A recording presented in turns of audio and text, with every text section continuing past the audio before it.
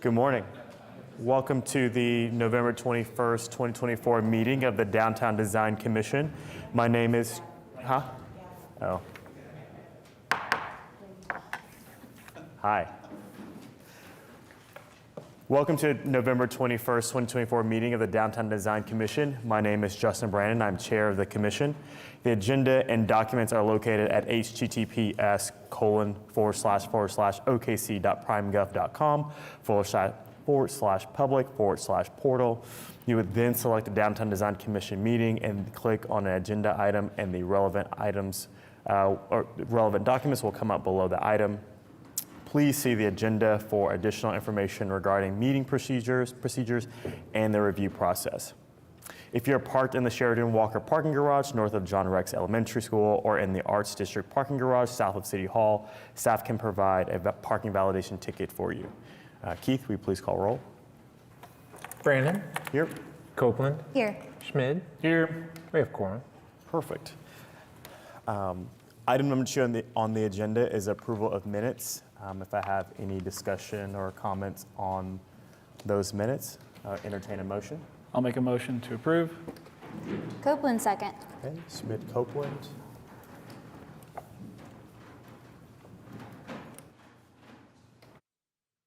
Mine haven't come up. My vote hasn't come up. Oh, yay. Perfect. Motion passes. Item number 3, cases withdrawn, there are none. Item number 4, continuous requests. We have DTCA-24-00039. This is a case that Laura, go ahead. That's okay. You all had asked for additional information because you wanted to see how much it was going to cost to take both roofs off and shore up the walls. I can tell you that we had not received any documentation yet when we put the packet together. However, earlier this week, I did get something from them. In my opinion, it doesn't meet what you wanted because it's not from a structural engineer. And I told her that. So I think she's going to reach out again to try and get a document. But she did turn something in to show how much it would cost to do all that work. So I'm hopeful that we'll actually be able to have it on your next agenda since we finally have some movement from them on that. And I think the request for continuance, did you just put it in for December? Yeah, is to your December, wait a minute. I don't know the answer to that, hang on a minute.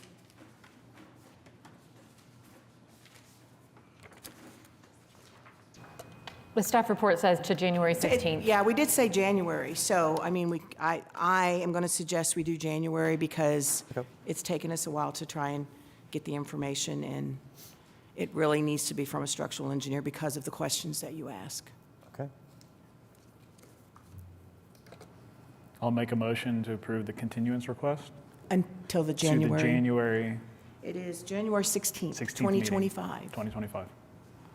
Copeland second.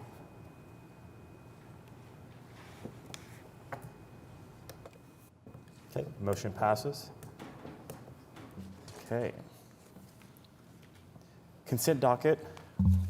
Item number 5 in the consent docket, so DTCA-24-00070. Do you have any consideration or individual consideration on this item? If not, I mean, we're assuming we're approving the consent docket? Well, unless you want to discuss it, then you'd have to pull it. Otherwise, the motion would be to approve the consent docket. Okay. I'll make a motion to approve the consent docket. Copeland second.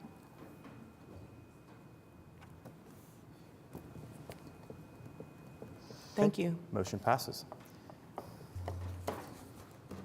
Item number 6, case for individual consideration. So downtown cases, we have DTCA-24-00054 at 1140 North Robinson Avenue.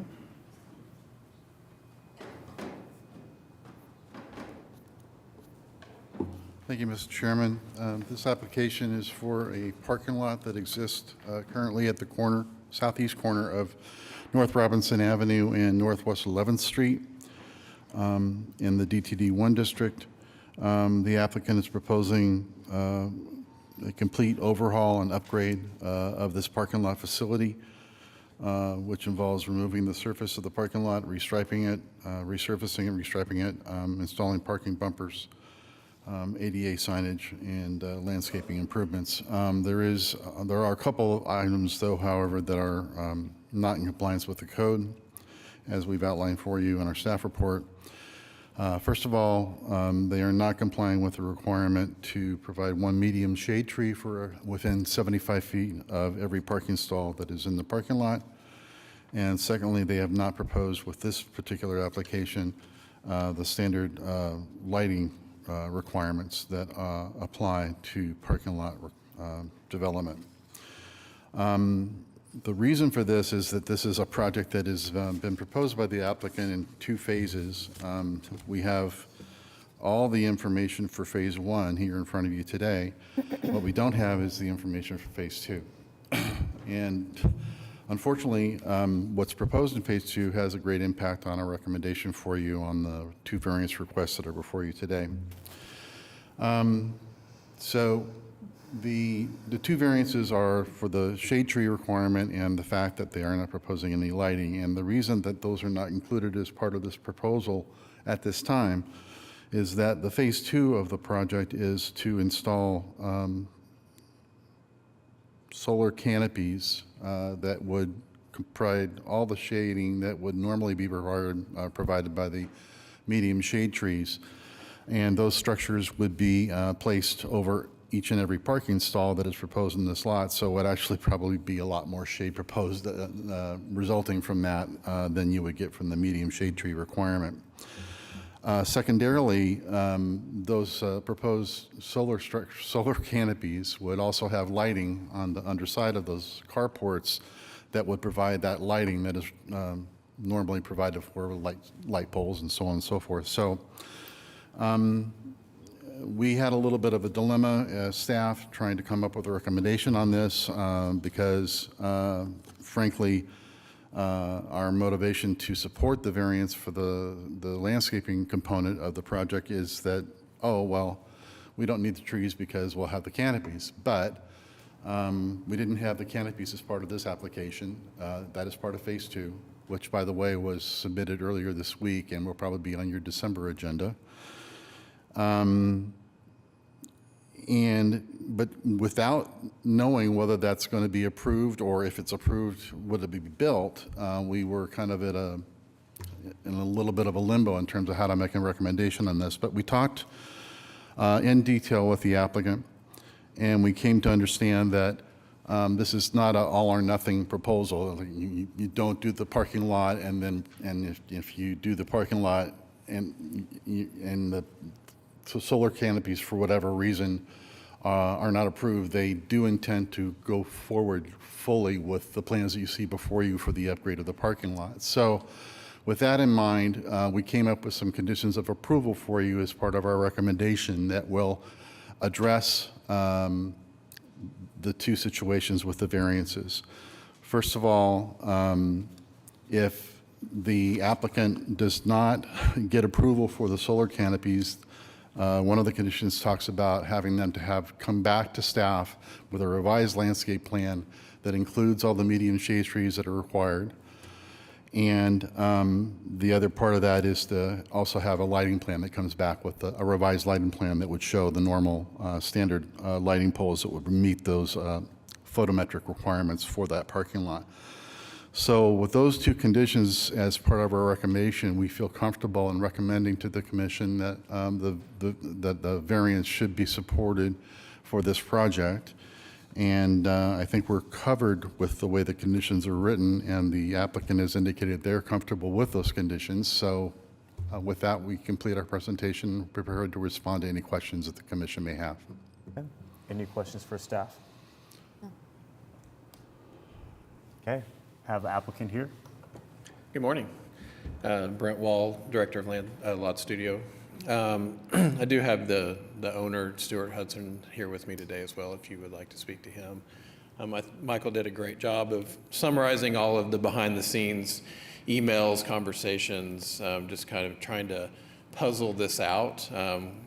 We're glad to be able to come and talk to you about it because I think this kind of thing is probably going to come up again and again as we become more solarized throughout the city. So it's kind of an interesting problem that we ran into.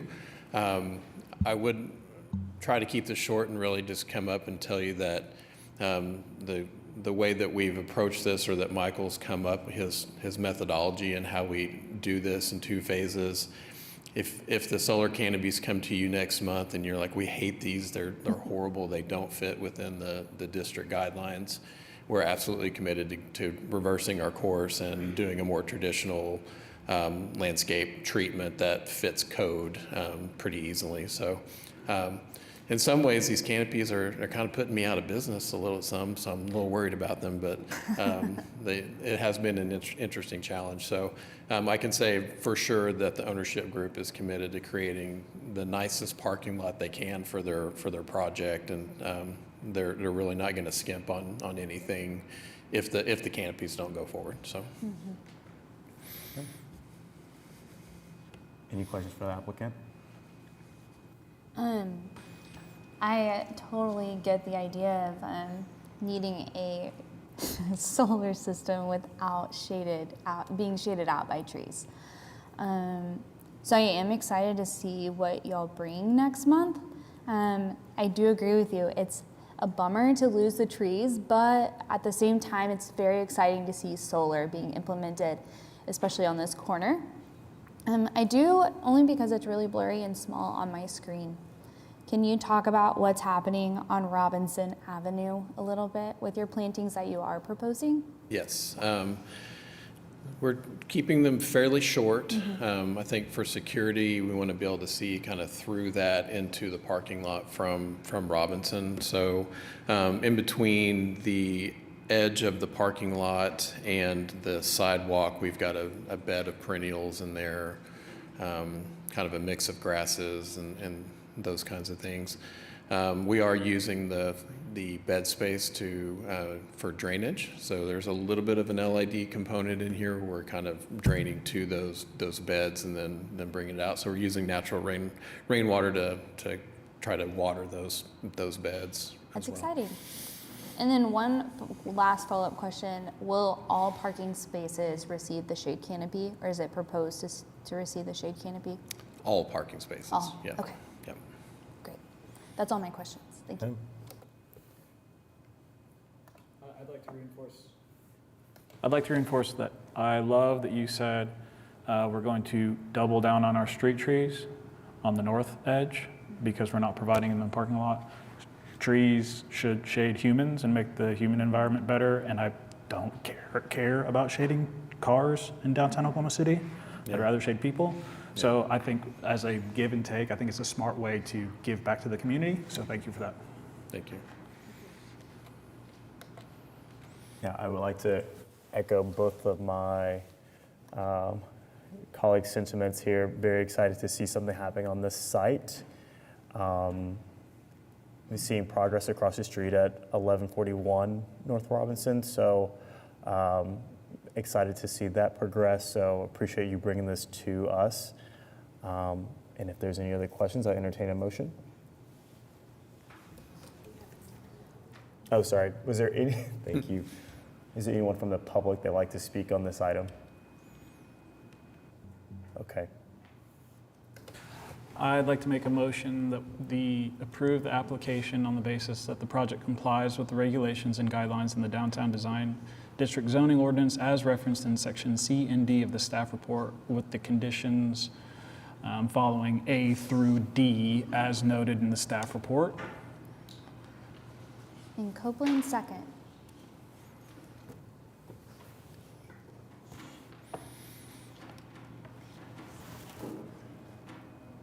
I think it's, And then we also need a motion to the, okay. And then I'd also like to make a motion to provide a recommendation of approval to the Board of Adjustment for a variance from the requirement to provide a medium shade tree within 75 feet of every parking stall. Copeland, second. okay, both of those motions pass. Thank you all. Thank you. Appreciate it.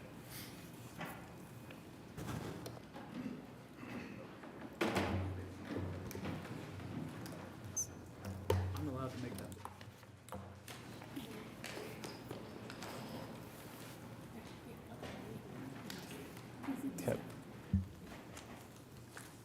Next for individual consideration is DTCA-24-0005 at 1328 North Classen.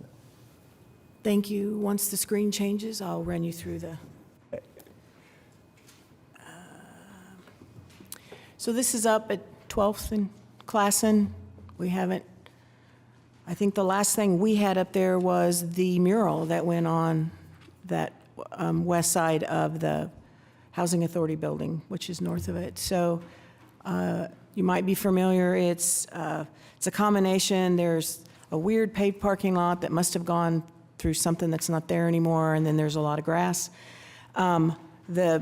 What you see here with the retaining wall, and there's concrete steps, so there used to be a house probably at some point on that property. And so the view on the left is you're looking north up Classen, and the property's on the right. And you can see there is a bus stop adjacent to the site. And then this is looking south down Classen, subject site's on the left. And so on the corner, there's the 3-story office building that you see that's across the alley from this project. And the alley is in and it's paved. And then on the right is the mural that I was referencing that's on the Housing Authority building that you all saw several years ago. And then Catholic Charities is to the south across 12th Street, and that's been even longer ago because I think that was before I came back, and I came back in 15. So that was approved before I came. And then also there is a parking lot that's immediately adjacent to the east that is for the Housing Authority project. Across the street is I don't know what a torque converter shop is, but there is one across the street. They must work on cars, I guess. And I will just note that the design district boundary runs down the center of Classen. So when I look across the street, that is not in the downtown design district. So I will go back to here. So there's a list of things they're going to do, and so what we're looking at here is they're proposing a Starbucks, a drive-through. It will not have a facility for people to walk in, but it will have a walk-up window. And they're proposing a 1,285 square foot building. There is an exemption in the code, which Katie had to remind me of because I've never used it before, that allows a one-story building for this use. So we don't see this very often. There's only a handful of uses that have exemptions for height and things like that. So in the staff report, the only concern that we actually discussed that I will just bring up is the walk-up window is going to be facing the parking lot. So that is to the east.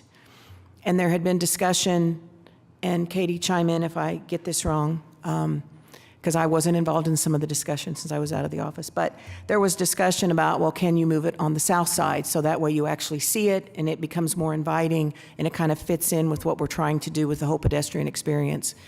And the issue with that is, I understand it's the layout of how they do their function inside this facility, and that was not going to work for them to necessarily be able to switch everything around on the inside. And the discussion about the safe and accessible route and the doors facing the street. Well, the door is for the employees only because the public can't go in. And so one could argue that they might have a good justification for, we don't want the door to be facing the street because the public can't really go in the door. But that is one of our guidelines, and we wanted to point that out to you. So we had discussions also with them about maybe putting some pedestrian-type amenities, bike racks, benches, seating, which is something that is not shown yet. I think there was some agreement. I'm sorry, I had to look at them before I said that, and I got a thumbs up. There is an agreement that they're willing to do that. They're on the south side of the building. There is an area where they could easily put that. So we did get compliance with that. So we're recommending approval with the condition that was a little unique. I don't think we've ever had come up with one of these. So here's the current wording, which is that the applicant provide revised documentation to include pedestrian amenities, and you heard them agree that they're willing to do that, which could include but not be limited to bike racks, outdoor seating, et cetera. Staff requests direction and wording from the commission on this condition, and that is in the case there was something else you were wanting them specifically to address. The applicants are here. Obviously, if you have questions for me, I'd be happy to answer them. They did make some changes that I'll point out. One change is they elevated the pedestrian access across the drive-through lane, which is extremely important to give it more prominence. They also know that they're going to have to demarcate the sidewalk across their entrance drive, because that is something we're asking for all the time. So David Box is here representing the application. Okay, are there any questions for staff? Okay. Good morning, David Box, 522 Colcord Drive, here on behalf of the applicant. As she mentioned, we worked kind of back and forth on some of the design elements here. So we are certainly committed to the bicycle piece. One thing we can't agree to, though, is the outdoor seating. That would put some code requirements on us for bathrooms, and this is intended to be a drive-through / grab and go where the public doesn't actually enter inside the building. So we can't agree to that, but all the other things are perfectly acceptable. Excited to bring this project to an area that I think is kind of growing in the right direction. Can I ask for some clarification on that? I thought it was that if you had tables, that was going to trigger the bathroom. I thought you could have seating, just no tables. That was the direction I received from plan review, that if there are tables, that's considered dining, and that triggers a requirement for bathroom, but the benches would not trigger that requirement. As long as it doesn't trigger bathroom requirement, I think we're fine. And I totally understand that. Yeah. That's why, because it'd be great if we could get some type of seating. Sure, my children and wife would love it. We can just bike down there and enjoy coffee. Okay, any questions?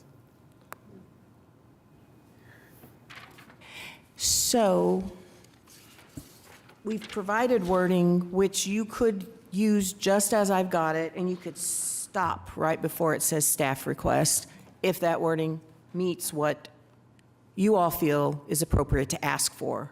Or you could modify it or whatever, and we could have discussion about that if you wanted to.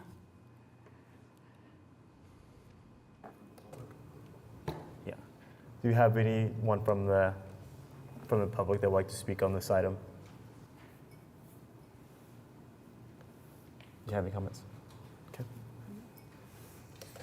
I'd like to make a motion to approve the application on the basis that the project complies with the regulations and guidelines of the Downtown Design District zoning ordinance as referenced in section C and D of the staff report, with the condition that the applicant provide revised documentation to include pedestrian amenities, which could include but not be limited to bike racks, outdoor seating, etc. Copeland, second.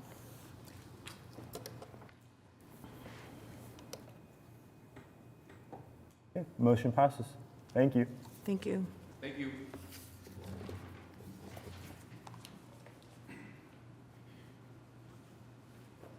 Okay, next we have DTCA-24-00068 at 217 North Harvey Avenue.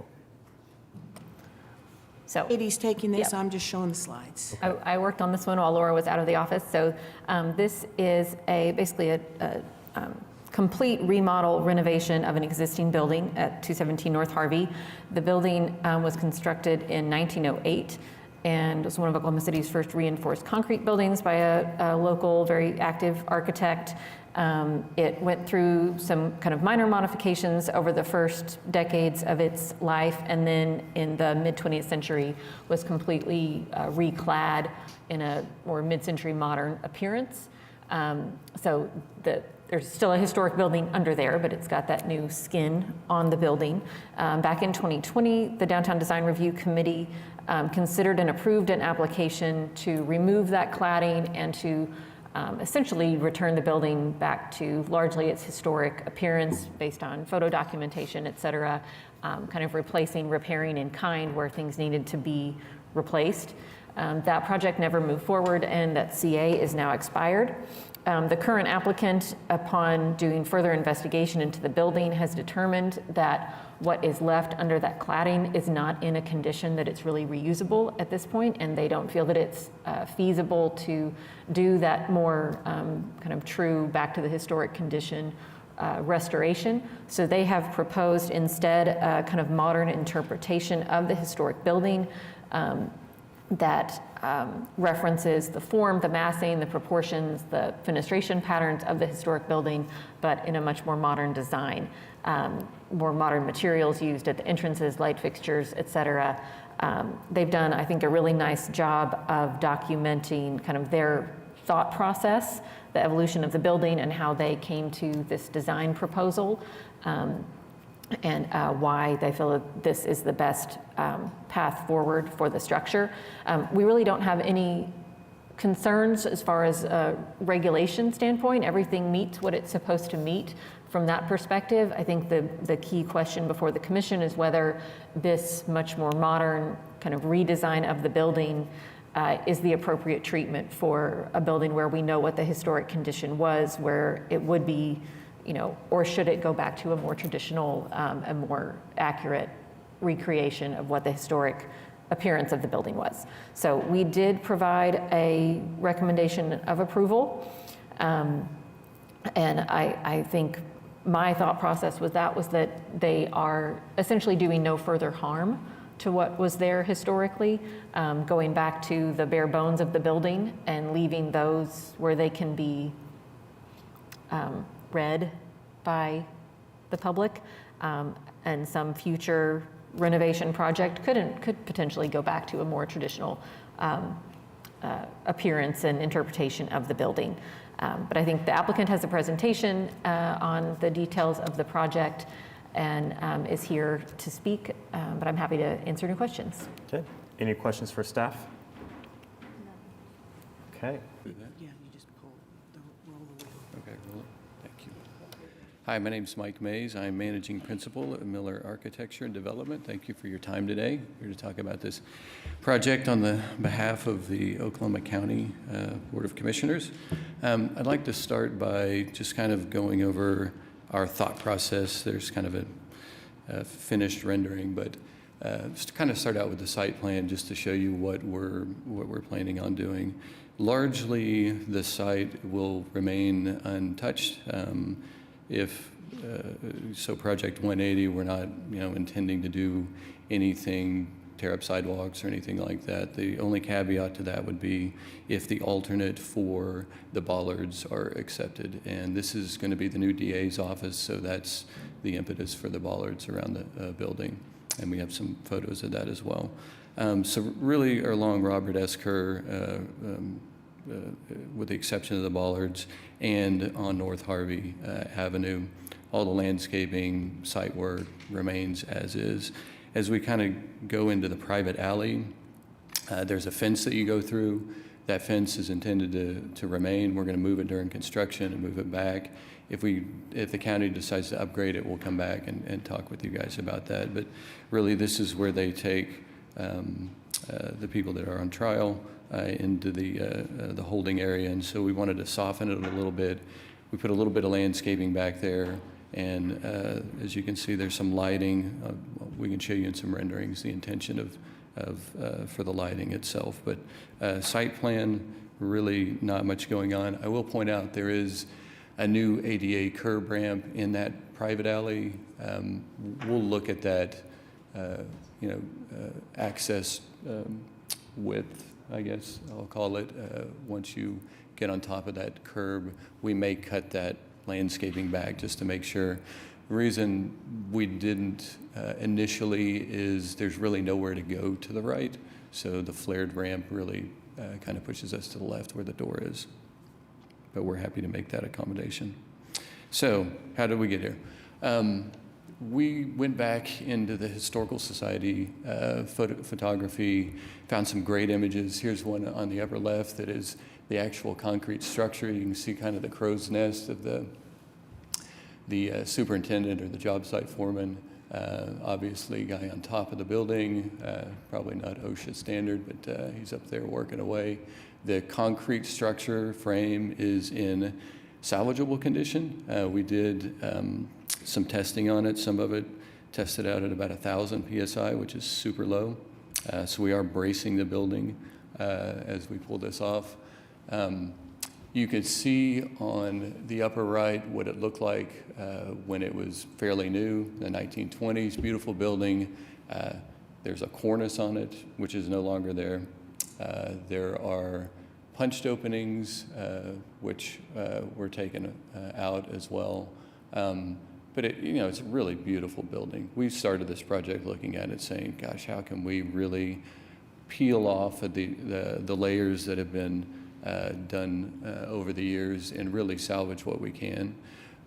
As we started looking at it, the 1970s Mid-Century Modern Edition was the one that really sort of changed our mind about the ability to actually restore the building back to where its historic, even some semblance of its historic nature. And what I mean by that is they filled in the openings. That's not a big deal to pull out, right? But really, once they started putting the travertine panels on, they did plaster of Paris on it, which is a very adhesive material. Once you pull that off, you're going to pull the face of the brick off. They actually punched through the brick and wire tied the back of it, bolted it to the back of the inside face of the building. So there are lots of holes once we start pulling these panels off. The columns that you see that are clad in tile, they're actually directly adhered, so there's no way to pull those off without severely damaging the brick. So then we thought, okay, well, at least the paint, can we pull the paint off of it? And it turned out it's a cementitious coating. We had Prosoco representatives fly in and take a look at it. They did testing on it. They told us, yeah, you could do it. Probably could take about 10 different chemical coatings, and we still can't guarantee that the brick's not going to be damaged. And the mortar specifically is going to basically need to be retuck pointed, which again is probably not that big of a deal, but the brick itself can't be salvaged. We pulled the brick out, said, hey, what about the back side of the brick? Doesn't look like the front side. So really we've been through a lot of these processes thinking, how can we salvage any portion of the building? It really came down to the point that not only economically, but technically, it's not feasible to be able to try to recreate history that's already been damaged to such a point that even the HP guidelines tell you not to try to recreate. So then it turned our thought process into how do we move forward on this? And really the concept is, these are materials, so I need to go over these. You can? I can go back to them, but I'd like to. Yeah, I'd like to continue on the concept if I could. Really, the concept is how can we pay homage to the building and do it in a modern way, not try to recreate history, but really just create something that gives you cues about the history of the building. So what we have here is, I'll start at the base. We have a pretty interesting building in that it's elevated above the pedestrian sidewalk, and so that bottom band is a clear story. We want to reopen that. Now that is an area that you don't really the DA doesn't want to be have people seen down into it. So that would be frosted glass. We plan on lighting that at night, so it will kind of elevate the building, also light the sidewalk, which will be a kind of an interesting aesthetic in terms of differentiating the building and making it feel like it floats a bit. The panel that is across horizontal that basically covers the first floor of the building, which is elevated, is a Constantino tile material. It's called Decton. It was historically a horizontally banded wood. So this is a horizontally banded, much tougher material, graffiti proof, those kind of things. But again, the linear quality, trying to recreate or pay homage to that history, not recreate it. As we move up the building, the first floor The large punched openings that were evident in the historical images, we want to reopen those and have really large areas of glass. And as we move up again to the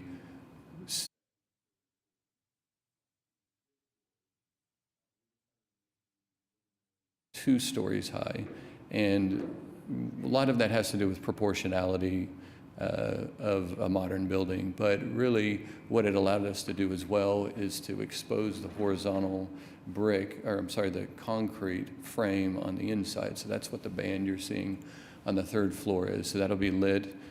You'll see a bit of that history behind the glass. And the glass itself, you'll see that we've got lines in it that are butt joints or SSG joints in the glass, and those actually trace the historic punched openings of the building. So again, we're just trying to use it to inform how our new geometry relates to the old geometry. The insets and the textured brick, which is basically just a brick pattern, again, just kind of delineates those features of the historic building and make sure that those bays read appropriately. And then at the top of the building, the existing original historic building had these arched windows and some kinds of punched openings that had corbelled arches, which is brick just stepped out. And so we're reinterpreting that in a modern way and doing a large, long corbel across the top of those curtain walls. And then lastly, as we go to the top of the building, since they cut the cornice off, we didn't feel like it was appropriate to try to recreate a cornice. And so instead of doing a positive exterior of the cornice, we pulled it back to just say there is a reveal here now. There was something here, but now it is something different. And again, that proportion feels nice with the building. Any questions on this facade? No? All right, we'll go to the next one. So as we go around, pretty much the same story. There is it's an old building, obviously, 1908. It had one stair in it. We need to put another stair in it. And so that's what the glass slit, kind of 1/3, 2/3 proportion is. We are working with SA Architects, who are actually the interior designers of the building, which is a little bit strange, but we're going to try to salvage some brick and see if we can give enough brick to them to be able to line the interior of that stairwell and then do a vertical light within it to try to bring a little bit of that richness and historic texture back to the building. And then as we move to the back, if we can salvage enough brick, which we believe we can, we have a similar concept on the south side, except for the fact that the punched openings are a little smaller at the base, and that's due to a functional requirement. Landscape it just to soften it a bit. Again, it's just a private alley. But if we can collect enough brick there as it abuts the existing courthouse, that would be our vignette, if you will, of historic brick. And that's where our linear light fixture from the exterior will shine and rake across the texture of that brick to really highlight it, whereas the rest of the building doesn't really have any exterior lighting that is highlighting anything. Be remiss if I didn't go back and say the original portico is in this location, and it projected proud of the building about 18 inches or something to that effect. It was cast stone. It again has been demolished, and so we're going to do a new modern steel portico, sticks out the same or protrudes the same distance, but a modern interpretation of that. So I will leave you with that last image, and I'm happy to answer any questions. Okay, any questions for the applicant? How do you feel about replacing the dead gum tree that's in the middle on the north elevation? Say that again? The dead gum tree that's in the middle of those three trees, how do you feel about replacing that one? I think the county would be fine with that, yeah. In the whole scheme of things, that seems very reasonable. Okay. I love it. I think it's beautiful. I love the story and the research that you all your team put in to try to save what you can and honor what you can. I think it's going to be a beautiful addition to that area. I am also happy to hear that Project 180 will be preserved too, but also enhanced with some of your base plantings that you're proposing. I do appreciate that. We're really big on making sure the public realm is a priority, and I like the addition of the glow of the lighting and the understory. I think that's going to be a very beautiful, comforting light as you're walking at night, and also beautiful. So good job, thank you. Yep. Yeah, I'm excited to see this project as well. And just looking through like the iterations of the building, right? It's kind of time for its new iteration. So I'm excited for this project. Yeah. Is there anyone from the public that would like to speak on this item? Okay. Any other thoughts, concerns, comments? No. Okay. If not, I'll entertain a motion. Sure. I make a motion we approve the application on the basis that the project complies with the regulation and guidelines of the Downtown Design District zoning ordinance as referenced in section C and D of the staff report. I'll second.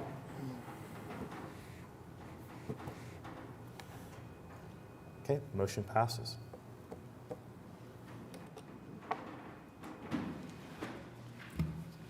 Thank you guys, appreciate it.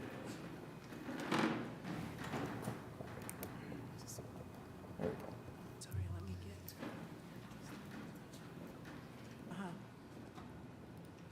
This has not been working right. Okay, next on our agenda item is have a Bricktown case, so BCA-24-00006 at 119 East Reno Avenue.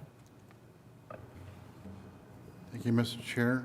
This application is before you today is a proposal to construct some new stairs with railings that will connect a lower sidewalk in front of 119 East Reno to the sidewalk along the north side of the East Reno Avenue Bridge. And in conjunction with that, there's an extension of that sidewalk that the stairs connect to the east, out over an existing retaining wall and into the area that's occupied by the Bricktown Canal, and the walkways on both sides of that canal. This is something normally that might be considered eligible for administrative review, and we did look at that initially, but staff did identify some concerns with the proposal, specifically with respect to the vertical clearance that will result with this extension of the sidewalk coming out over the lower walkway, which is along the west side of the canal.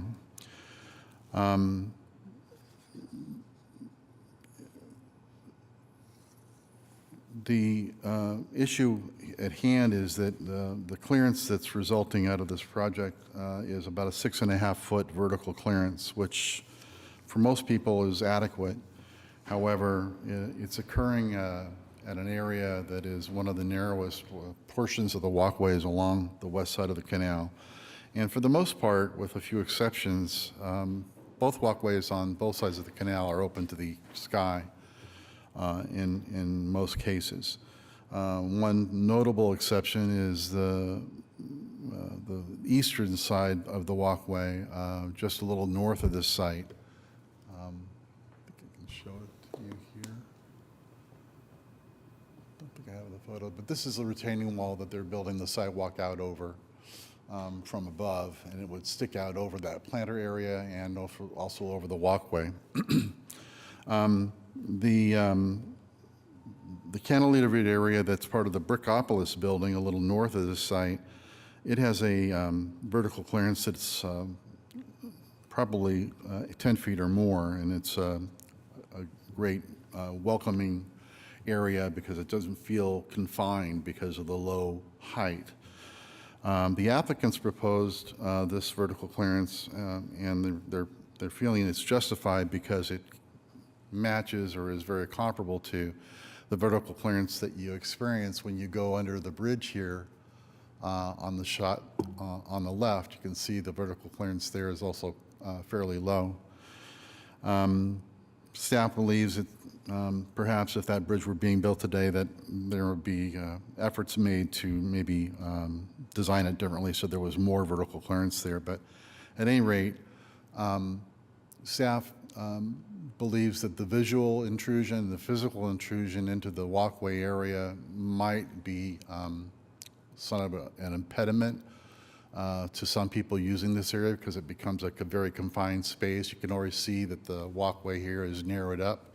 And then with the shelf of the cantilevered sidewalk coming out over, it's going to become even a little bit more confined. In the end, staff is, well, let me back up a little bit. Parks and Recreation Department is the department of the city that maintains and operates all the operations and facilities that are part and parcel of the Bricktown Canal, including these walkways. And we did run this application by them for input, and they did make one change to the design of the project, and that is instead of having a squared off corner at the northeast quarter of the extended sidewalk, that they had them round that off. And that treatment was matched on the southeast corner of the extended sidewalk as well, and that's reflected in the plans that you have in your packet. The other part of this is that breaking into the this retaining wall and the guardrails that are on the East Reno Bridge, that's you're doing work in the public right-of-way here, and that's something that the Public Works Department needs to be involved with. And we expressed some concern about, well, we had a lot of information about the construction of the sidewalk, or excuse me, construction of the stairs at this location to raise, to get people from the lower sidewalk to the upper sidewalk. But we didn't have a lot of detail on how, once the project was finished, how you close up the breaks that they're making in the retaining wall that you see in front of you, and also in the handrails. So we routed that information over to the Public Works Department for their review, and unfortunately they were not able to complete that review prior to this hearing. And they have indicated, though, that a private development application will be required for them, for the applicant to get through the full building permit process on this project. So in the end, we are supportive generally of this project with some conditions of approval. And one is that the applicant file the necessary private development application for review and subject to the approval of the Public Works Department. And secondly, back on the canal level, you can see there's a little bit of an existing planter area here that will be underneath the sidewalk that is extended out over the top of that metal retaining wall. It goes about halfway up north underneath where the sidewalk will be above, will be extended out over that retaining wall. And we just felt that as a means to kind of still, because the vertical clearance as you're entering this space is going to be still relatively low, we thought of an idea that possibly it would help steer people away from that overhanging edge by extending this planter area northward so that the walkway kind of steers you around the extended edge of that overhead sidewalk. And that we're recommending that as part of our approval. We did note in our staff report comments that perhaps the commission may have an alternative idea for helping to steer people away from that particular area, but our concept was just to expand the area of this planter area and make the walkway kind of steer away from the retaining walls, which would help keep people away from the lower hanging edge of that sidewalk that's being extended. With that, our presentation is complete, and we're prepared to respond to any questions that the commission may have. I would just add one other note that we touched on in the staff report, but because you all are new to reviewing Bricktown cases, just to emphasize that Michael's addressed all the kind of technical issues with this and potential impact on the pedestrian experience, but I think the other question is the overall impact on the canal itself and letting private property extend out over that canal experience. This isn't a typical sidewalk down a typical street. This is a public amenity, and it's a centerpiece of Bricktown. And I think we want to think carefully about the ways in which we let each individual property owner start to impact that canal experience for pedestrians, for people on the boat ride. That just big picture, what your all's observations are on that. Makes sense. So one of your concerns is I'm looking at one of the renderings that's sideways. Is this overhang is at what height? Does this make what I'm The asking? bottom edge of the slab would be just a little bit more than 6.5 feet vertical clearance. And then A little bit more than 6.5, is that 6'8", or is that 6'6.5"? 6.57 feet. Okay. And then can you tell me, and maybe this is for the applicant, from that kind of outskirt to the canal, what's that width?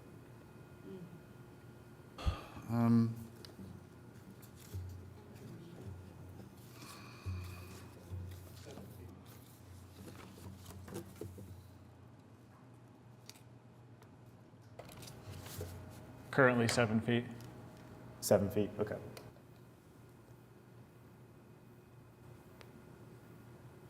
Okay, any other questions for staff? Yeah, there's no dimensions on the plan for the width of the canal walkway. The extension of the sidewalk is I wish I could turn about this 3 screen. feet, I believe, 3 or 4 feet. Oh, here we go. Yeah, it's a 3-foot extension beyond the retaining wall. And the section that's provided on one of the plans does show the overall width of the canal level walkway at 7 feet. So the difference would be what you'd have left in terms of vertically clear space on that lower level walkway would be 4 feet.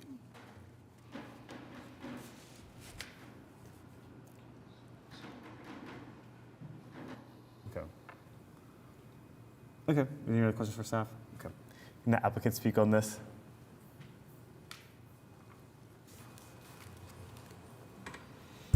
Thank you, Mr. Chairman and committee. My name's Tim Johnson with Johnson Associates, 1 East Sheridan Avenue, Oklahoma City. There's a lot of comments that Michael's made in here that, in my opinion, are a little bit arbitrary, and I think I can explain maybe probably 90% of this by maybe taking you back 30 years. It's actually about 28 and a half years ago, the city hired my firm to design the canal. Part of the design of the canal was we had to design the bridge on Reno Avenue. The problem with that is that Reno Avenue was already under construction to be widened to 4-lane to meet the deadline of the ballpark, which was under construction. So when we determined what we could set the canal elevation at, the elevation of Reno had already been decided.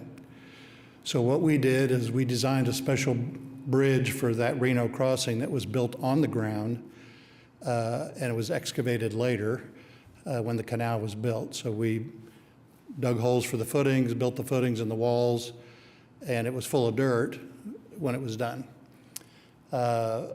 That special section that we designed was a thicker top of the structure that allowed it to be at grade on Reno Avenue. So the surface, driving surface was at grade. That's the shallowest beam depth we could get to make this span.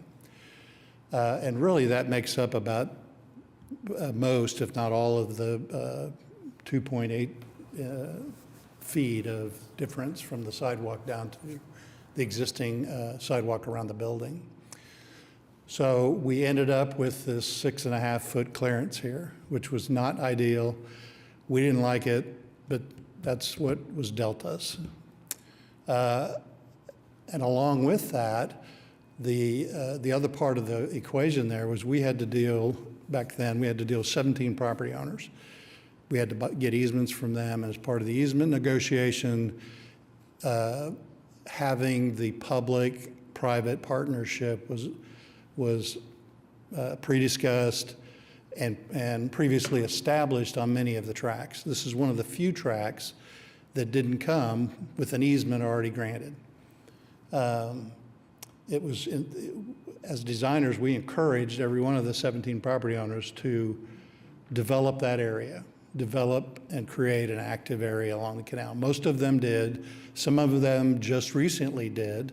The Ball Building on the far southwest corner, as you know, has just recently done some improvements underneath there. The city enhanced that area by adding the pedestrian bridge when they developed the area adjacent to the railroad right-of-way. So this particular area had the historic building that Michael's report points out that it was the old Wells Fargo building, I think, where they kept the stables for the horses. It's been many things, some of the things that Michael had presented, but early on, it was the Parks Department's maintenance facility. And then after that, it was a bar that was problematic for the canal. So fast forward a little bit in the design process. If you walk the canal, you'll notice that the alley bridge is at a different elevation because the alley was torn out and we could rebuild it at a higher grade. So there were a lot of parameters that affected this area. The result is we end up with this narrow sidewalk. It's probably the narrowest point on the canal. There are a couple that rival it, but they're not this long. And the big thing that's missing here is shade. This portion of the canal doesn't have any shade. There's no room to put tree wells and have accessible walkways. The developer of this area is probably the most active developer on the canal and has been since its inception. We've been involved with him in the development of the Brookopolis building.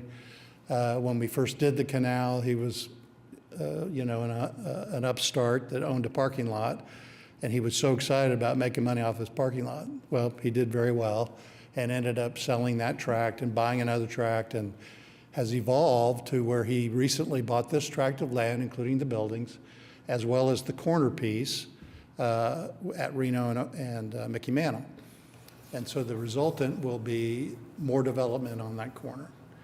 As a part of that, this is Stepstone 1. There's been an aversion of the pedestrian traffic on Reno leaving a ball game or coming out of the Harkins Theater. You walk down that sidewalk, and to get back to the canal level, you have to go down to the Chick's place. And a lot of times on a busy evening, they've got tables that block that off, and you feel like you're walking through somebody's dinner table. And it's so you end up walking north to the alley, across a dark parking lot, into an alley that's got trash cans right there and awful smells in that building. So he wanted to open up an access way that was more pedestrian friendly, where he could light it, where he could create color, where he could utilize that corner building. And the intent of the building is to open the whole corner and create the glass entryway with the setback entrance door, that would allow that to really look like a hard corner of a commercial development. As time goes on, the anticipation is as you go down along that building, you're going to see more windows and retail space. And then the big finale for him would be you walk across the alleyway. I probably should have a picture I should show you. You walk across the alleyway to the north. Let's see if this covers it.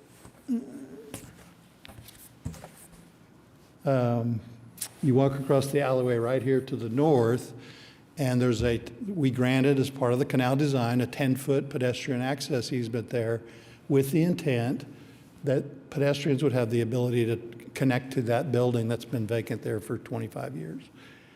As you know, he's been very successful with the Brookopolis and the golf course that is in fact, of temporary use. So, furthering the discussion of the elevation, here's what that system looks like. This is the structural slab that'll cantilever out over the wall. There's the 7 feet we talked about, 6.57 as Michael mentioned. I redesigned the sidewalk detail to make it as narrow as we can. It matches the second level thickness all around the canal. And so we wanted to match that. So we utilized that design with a cantilever offset towards the building so we don't have to connect to the building. Because the foundation of the building is going to run independent of everything we build next to it. This also allows for positive drainage. This building is basically built on the ground. It doesn't have a lot of areas to let the water get away. So we're very concerned about that in our design. I think the big part of this is that this is going to create a new front door, back door, side door to the canal area. We went for nearly 30 years without any signage on the canal, and we finally have signage. And they actually put it where we drew it on our plans 28 years ago. So it's been fun to watch that. I think this is an exciting opportunity to improve this portion of the canal and create more of a pedestrian activity center, and it becomes a public-private partnership. This developer has talked to DOKC. DOKC is in support of this project, and in fact, they talked about assisting in the funding of the development of this project, but we have to get this approved here first. And then I don't know if you have all these in your package, but here's where the break is that Michael talked about. We designed that railing back when we built it, and so we knew how to take it apart and make it match. We have submitted to the Public Works a PD project, which will include the improvements on the public right-of-way for them to review and approve. I think we actually submitted them about a month ago, but we haven't gotten any comments back. And then last, I'll finish with this. The concern about the height is a real concern. One of my sons is 6'7". He has to duck when he walks under there. But the exception I take to the staff's comments, as Michael pointed out, we agreed to do the rounded edges. That's reflected here. We do not want to extend that planter bed any further to the north, simply because it makes the sidewalk 4 feet wide, or 4 to 5 feet wide. We prefer the sidewalk to stay as wide as it is right there. It provides an opportunity for somebody to stand under it, get a little shade. There is right here is a built-in bench for people to sit. It gets a shade maybe about 20 minutes out of the day. So, oh, thanks. Somebody's bringing up pictures. So, yeah, there's the bench. Okay. And you can see the sidewalk's narrow there. It's right at 7 feet. But, we had our limitations. We had property owners that participated. We had property owners that didn't want to participate. That's why you have access to some lower levels and you don't in other areas. But I could go on and on for hours about the canal project and everything that's been done since we were able to get it constructed. I think that it's evolving into what it was intended to be. It's getting old. It needs a few facelifts here and there, but 25 years. I looked pretty good when I was 25. So, anyway, thank you. I'll be happy to answer any questions. Yeah, I have 2 questions actually, and I'm sorry if I missed this in the presentation, but the cantilever that is added is 3 feet in depth. Why is it being added? Good question. If I have a board that shows that well. So if you were to walk in this area today, around this corner, there's not enough room there to put a 4-top table. Okay. There's barely enough room to put a small two-top. And then if you put an umbrella on that, the umbrella is going to be your head height.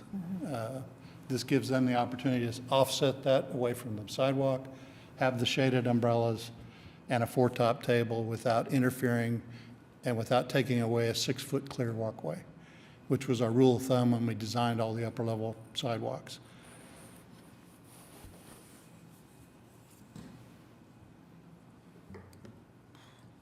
And then the second question I have is over the stairway entry point. I do agree we need an entry point in this space somewhere, and I'm really happy to see this connection point from the upper level to the lower level canal. I didn't necessarily see lighting in any locations. Are we expecting basically the existing streetscape lighting right there to serve this area, or are we also going to add lighting to this stairway? That's a good question. I think when the stairway is finally designed, it'll have stair-step lighting. Okay. There's a code requirement for that. Whether it'll be in the side of this wall or whether it'll be in the steps hasn't been determined yet. The anticipation of lighting the area, there are a couple lights in there now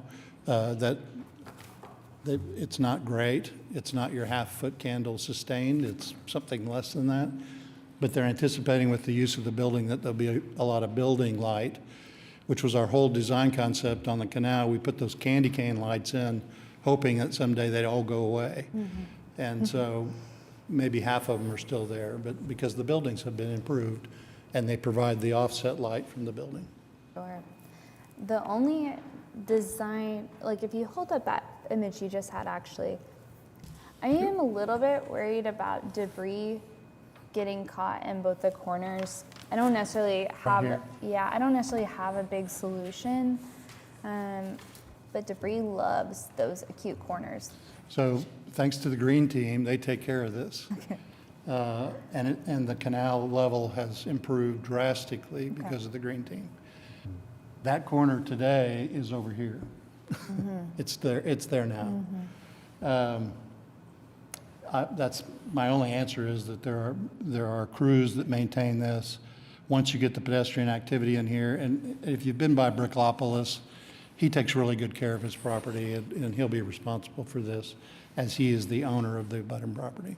Okay, thank you.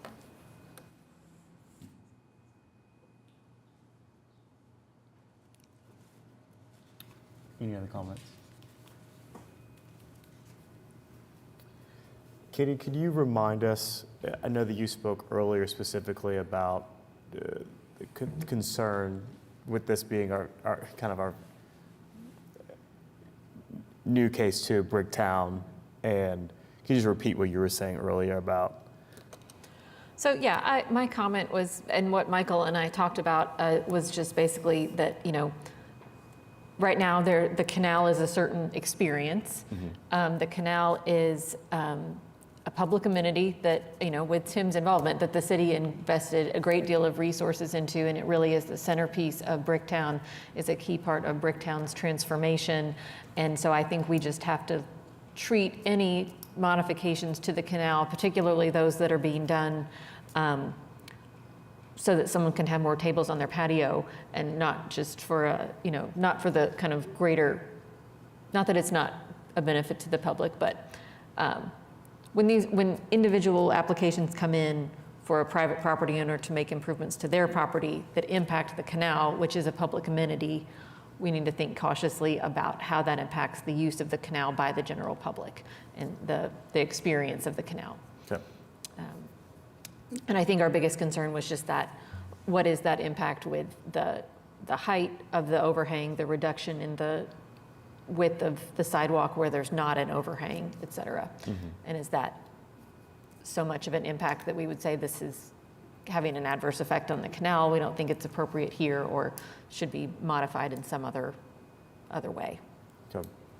And I might add that there's been a lot of discussion about this tract of land and the vacant tract of land across the canal from this. Over the years, there was a master plan that was approved by City Council that included a revocable permit that allows for a pedestrian bridge to be built across here. When that gets done at some point in time, and we've looked at probably a half a dozen different ways to do that. When that gets done at some point in time, it'll be a similar deal that you'll be dealing with a bridge. The advantage there is if we connect Brickopolis to the other side, or a building equal to Brickopolis elevation-wise, as Michael pointed out, they have 10-foot clear space because we did it 10 years ago, not 30 years ago or 100 years ago. So we'll have the advantage of that, but then there's a lift. We'll probably have to have a lift or an elevator to take them down to the next level and then the bottom level, so that if and when that's done, it won't be cheap. But it's all about pedestrian accessibility. I'd just like to say, so I office in Bricktown, a block from here. I think historically the canal is a great idea, but has not hit its true potential because property owners have not necessarily engaged with it to the maximum capability of what it could be. We have one very engaged owner that wants to expand their engagement. I think connectivity has always been a struggle for the canal, both vertically and across it. So adding more porosity and connectivity is welcome as far as I'm concerned. And a property owner that wants to engage and activate the pedestrian experience is perfectly welcome in my regard. You have a kid that's 6'7". If he hits his head on it, that's your fault. And I'm fully on board with this as a proposal, which is like activate, engage, connect, make it better, personally. Thank you. Yeah, that's helpful for me to hear this, just because I'm also just looking at what the kind of viewpoint is from walking outside of the ballpark and just trying to potentially get to this restaurant over there and how difficult that is. So I'm either going to Wanda Jackson to the north, which is that 10-foot alleyway, west and then down, which you don't get across the canal, or I guess you could walk, you walk along the alleyway and then back over. So I think it just kind of adds a little bit more access to that location. And Tim, to your point of walking west on Reno and then turn back around to those two, I think, restaurants that are right there, that also doesn't really feel great either. So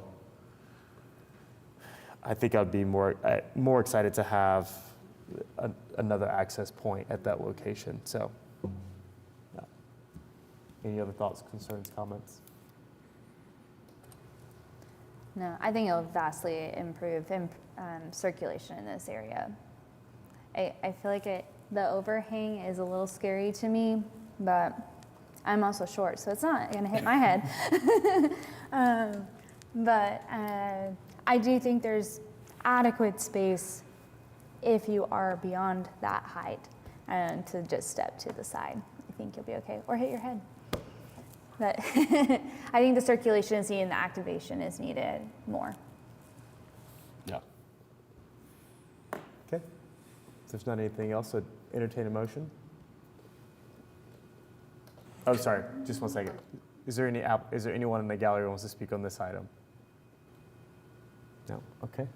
I'd like to make a motion to approve the application on the basis that the project complies with the regulations and guidelines of the Downtown Design District Zoning Ordinance as referenced in section C and D of the staff report, with the condition, I'm only making a motion for one condition. Okay.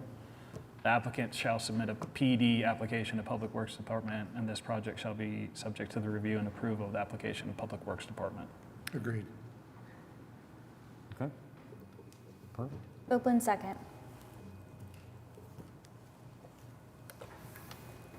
Yeah, the Thank you motion for your passes. time. Thank you.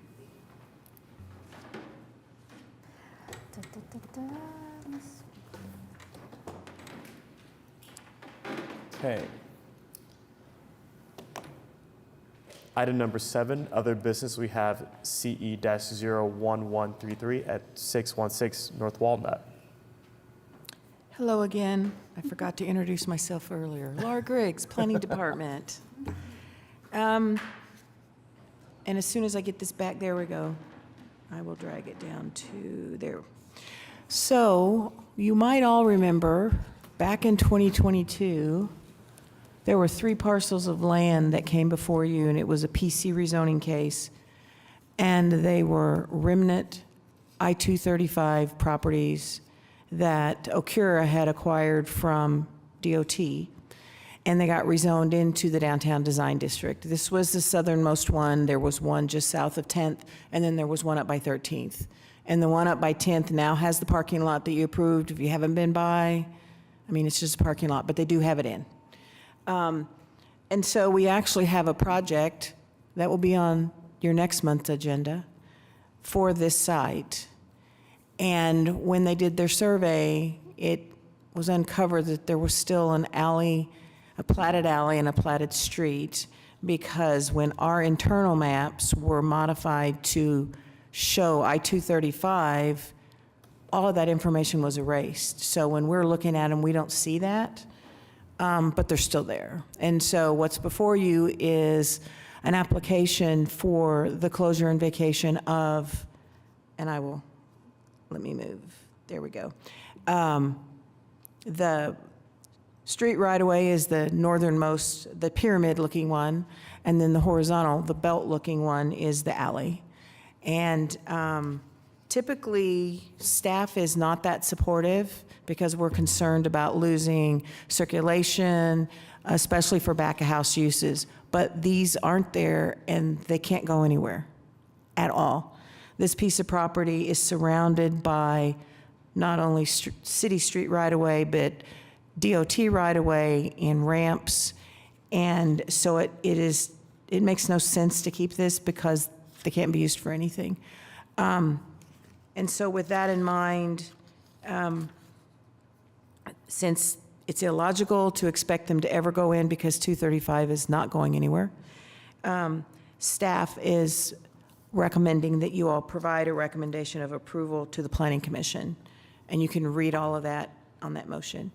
The developer is here just in case, yes, and just in case you have any questions. You'll probably have more conversation with them next month at the meeting when you get that project in. So do you have any questions for staff? No questions for staff? Okay. And now you're getting ready to ask the question about if anybody wants to Oh, the speak on. applicant, yeah. the Or applicant if would like to anybody speak on wants this. to speak, yes. Mostly so Olin can come up here and hang out. Yeah. I mean, oh, you can, I'm so sorry. Yeah. Olin Cook with Okura 105 North Hudson. Really, this is just in preparation for development of this former right-of-way parcel. You know, if you guys have any questions, please let us know. I guess just some insight to the limit to access of the property is from Walnut, so this wouldn't be able to connect in even if, I guess, for the development. Yeah, thank you for pointing that out, because the right-of-way for the street, which is the pyramid-looking one, will not benefit them at all, because the only location they're going to be allowed to have access is from Walnut. There's like one spot on Walnut where they can have access. Okay. Any questions? Okay. Is there anyone from the gallery who wants to speak on this item? Okay. If not, I'll entertain a motion. Make a motion to provide a recommendation of approval to the Planning Commission for the request to close the platted right-of-way for 6th Street between the intersections of Harrison and Walnut Avenues on the west and I-235 on the east, and the platted right-of-way for the alley running east-west between North Walnut on the west and I-235 on the east, Northeast 5th I-235 on-ramp to the south, and Harrison Avenue to the north. Copeland, second.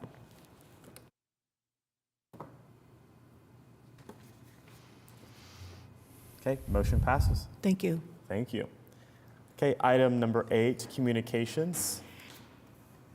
If you have any questions, feel free to sing out or not. And then this just can morph into, as I mentioned, we had several items that were submitted on Tuesday on the deadline for your meeting in December. And so please check your calendars. We'll be doing an early quorum call. It's extremely difficult this time of year, especially when we only have 5 of you that you're dealing with. So I appreciate you all being here today. Is there any update on new members? I'll let Great Katie question. answer that. No, there is not no one has been appointed at this point. We're keeping our eye on that council agenda, and I have been told that they're working on it, but no other information at this time. Yeah. I've submitted an email to the mayor's chief of staff to add some more members to our committee. So fingers crossed that that happens. Yeah.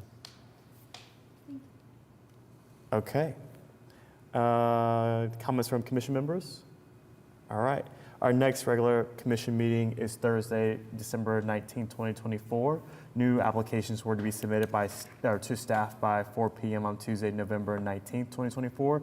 Revisions and information on continued projects are to be submitted by Tuesday, November 26, 2024. We are adjourned.